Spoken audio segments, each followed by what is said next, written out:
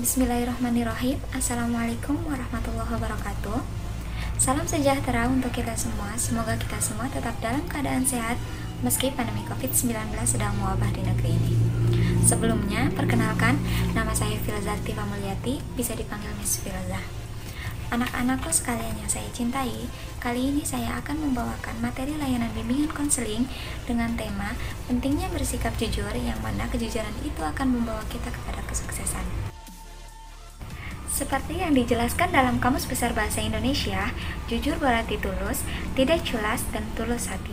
Anak-anakku yang saya cintai, dalam praktiknya jujur itu terbagi menjadi 3. Yang pertama yaitu jujur dalam berucap, yang kedua yaitu jujur dalam niat, dan yang terakhir yaitu jujur dalam bertindak.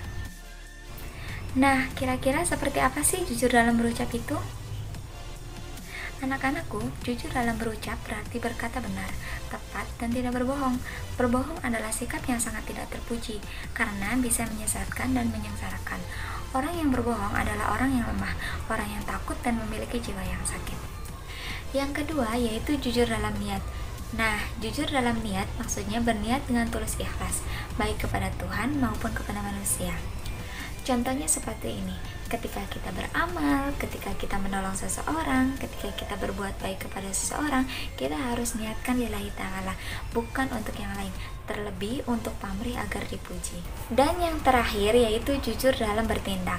Nah, jujur dalam bertindak di sini maksudnya melakukan segala tindakan dengan tidak merugikan orang lain demi keuntungan pribadi. Jujur dalam tindakan juga berarti tidak curang, tidak menipu, serta tidak memanipulasi fakta dan data. Nah, setelah kita bahas bersama tentang ketiga kejujuran tadi, mungkin di antara kalian masih ada yang bertanya-tanya, mengapa sih kita harus bersikap jujur? Toh kalaupun berbohong orang lain tidak akan tahu.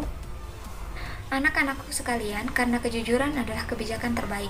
Kejujuran membuat orang lain senantiasa percaya kepada kita. Kejujuran juga membuat orang berpikir bahwa kita dapat diandalkan. Teman-teman memandang kita sebagai seorang sahabat. Orang tua melihat kita sebagai anak yang membanggakan. Guru serta masyarakat akan mengenal kita sebagai seorang yang berintegritas tinggi dan dapat diandalkan. Suatu perbuatan hanya bisa disebut baik apabila tujuannya baik dan cara yang ditempuh untuk mencapai tujuan itu juga baik. Lalu, kepada siapa saja sih kita harus bersikap jujur?